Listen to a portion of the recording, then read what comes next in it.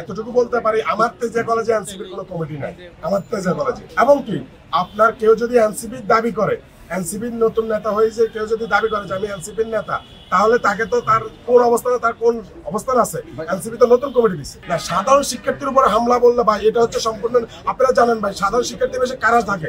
আপনারা কয়দিন আগে দেখবেন তিতুমিরের একটা ছেলে সাধারণ শিক্ষার্থী যে রাজনীতি বন্ধ করতে চাইছিল, ওই ছেলে কিন্তু তিতুমিরের ছাত্র শিবিরের সেক্রেটারি হয়েছিল, এটা কিন্তু আপনারা সবাই জানেন। এখন আপনি যদি এরকম কোনো ভুয়া মানে ভুল পড়ে সংগঠনের নেতা হয়ে থাকে, আমার কথা হচ্ছে আপনি যদি কোনো সংগঠন থাকে, প্রগতিশীল সংগঠনগুলো আমরা যেহেতু জানি সবাই যে ক্যাম্পাসে ছাত্রলীগ নিষিদ্ধ, এর বাইরে তো অন্য কোনো সংগঠন নিষিদ্ধ না। তাহলে যে সংগঠনগুলোর নেতৃবৃন্দ আছেন আপনারা, তাহলে সবাই আপনাদের গোপন না রেখে আপনারা সবাই আসেন, আমরা একসাথে বসি। আমি বারবার বলছি, অ্যালায়েন্স করছি অনেকবার, যে তেজা কলেজে যদি এরকম কোনো সংগঠনগুলো থাকেন, আসেন আমরা একসাথে বসে সবাই আমরা একসাথে চায়ের টেবিলে বসে গল্প করে আড্ডা দিই। এবং কি আমাদের ক্যাম্পাসে সাধারণ শিক্ষার্থীদের জন্য যদি কোনো দাবি দেওয়া থাকে, আমরা সবাই একসাথে বসে এগুলো নিয়ে রাজপথে আমরা নামবো। প্রথমত হচ্ছে আপনার প্রত্যেকটা শিক্ষার্থী ক্যাম্পাসে নিরাপদ।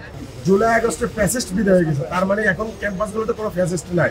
প্রত্যেক ক্যাম্পাসে প্রত্যেক সাধারণ শিক্ষার্থী, প্রত্যেক স্টুডেন্টের নিরাপদ। দ্বিতীয় কথা হচ্ছে যে আপনার কোনো শিক্ষার্থী যদি আপনার যারা ফ্যাসিস্ট নিষিদ্ধ ঘোষিত সংগঠন করে, আপনারা জানেন কয়দিন আগে আমাদের ফার্মগেট এলাকায় এই যে 5 তারিখের প্রোগ্রামের আগে ডক্টর নিউজ স্যার এখানে এসে প্রোগ্রামে উপস্থিত হওয়ার কথা ছিল। আপনাদের আমাদের ফার্মগেটে এখানে ককটেল বিস্ফোরণ করা হয়েছিল, আমাদের খামারবাড়িতে ককটেল বিস্ফোরণ করা হয়েছিল।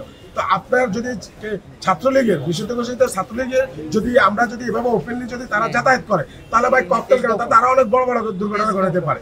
এখন জাস্ট ওরা বলা হয়েছে যে ভাই তুমি যেহেতু ছাত্রলীগ করো, ক্যাম্পাসের ভিতরে তো ওরা আর আইন প্রয়োগকারী সংস্থাতে তুলে দেওয়া যায় না।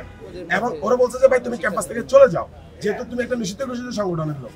এখন এটা বলতে যাওয়ার পরে যদি ও যদি নিজের অন্যভাবে দাবি করে, তাহলে তো ভাই এটা তো তার নিজের ব্যক্তিগত সে বলতে পারে। আমি যতটুকু জানি যে এখন পর্যন্ত ওর মাথা পাঠে নাই, কোনো কিছু হয় নাই। কারণ আমি নিজে ওর সাথে কথা বলছি, আমি নিজে ওর সাথে কথা বলে বলছি যেহেতু ক্যাম্পাসের মধ্যে একটা জিনিস হয়েছে, যাক তুমি বলছো তোমার গায়ে হাত দিছে, যাক মেনে নিলাম যেটা হওয়ার হয়েছে। আসো আমরা ক্যাম্পাসের বাইরে আমরা মোটামুটি নিজেরা যদি তুমি এনসিপির দাবি এনসিপি তুমি করো, যেহেতু এনসিপি একটা ক্রিয়াশীল সংগঠনে পরিণত হচ্ছে, তারা কিন্তু এখনো নিবন্ধন পায় না, তারা কিন্তু নিবন্ধনের জন্য চেষ্টা করতেছে, তারা এখনো কিন্তু এনসিপি হয়ে আসতেছে, তারা কিন্তু এখনো নিবন্ধিত কোনো রাজনৈতিক দলের মধ্যে পড়ে। তারপরে বললাম যে তুমি যদি যেহেতু একটা রাজনৈতিক সংগঠনের পরিচয় দিছো, তাহলে ভাই ঠিক আছে, ব্যাপারটা নিয়ে যা হওয়ার আমি দুঃখিত। আসো মোটামুটি আমরা মিলে যাই, একসাথে চা খাই। এক্সট্রিম মশার কয়েল প্ল্যান্ট ফাইবার দিয়ে তৈরি, তাই সহজে ভাঙে না, সুগন্ধিযুক্ত ও নিরবিচ্ছিন্নভাবে জ্বলে। ডেঙ্গু, চিকুনগুনিয়া বাহি সহ যে কোনো মশার বিরুদ্ধে দেয় এক্সট্রিম সুরক্ষা। ছাত্রলীগের সময় আমরা এই জিনিসগুলো দেখতাম যে একজনকে মেরে তাকে আগে যেমন রাজাকার ট্যাগ দিত, এখন ভিকটিমকে ট্যাগ দিয়ে এভাবে নির্যাতন করে তাকেই আবার অপরাধী বানানো হচ্ছে।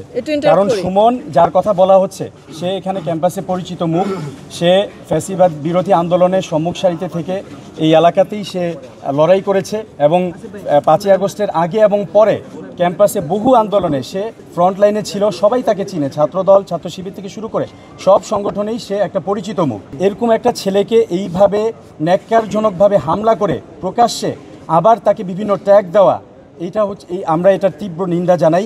এবং ছাত্রদলের কাছ থেকে আমরা এই জিনিসটা আশা করি না। ছাত্রদলও আমাদের ফ্যাসিবাদ বিরোধী আমাদের যে যুদ্ধ ছিল, সেই যুদ্ধে তারা আমাদের সাথী ছিল, আমরা একসাথেই যুদ্ধ করেছি।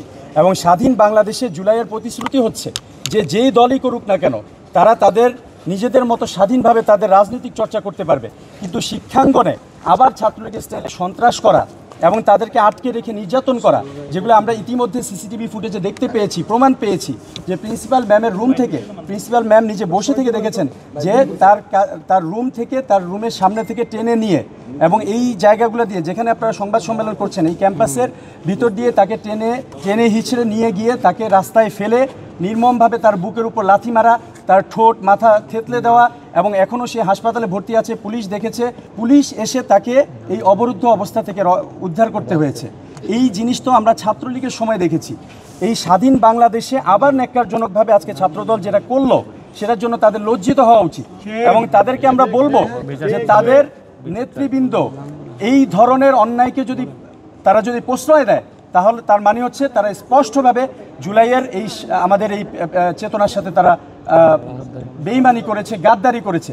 তারা যদি এই সন্ত্রাসকে প্রশ্রয় দেয়, তার মানে হচ্ছে তারা জুলাইয়ের আমাদের এই চেতনার সাথে গাদ্দারি করেছে এবং তারা সেই একই স্টাইলে, ফ্যাসিবাদী স্টাইলে, আওয়ামী লীগের স্টাইলে তারা রাজনীতি করতে চাচ্ছে।